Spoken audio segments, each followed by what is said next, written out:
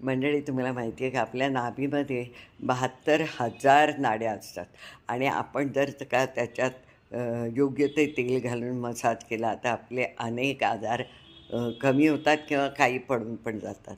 म्हणजे समजा पचनसंस्थेमध्ये काही प्रॉब्लेम असेल तर तुम्ही जर का 2-3 थेंब सरसोचं तेल घालून थोडा हलका मसाज केला तर आपल्याला खूप रिलीफ मिळतो.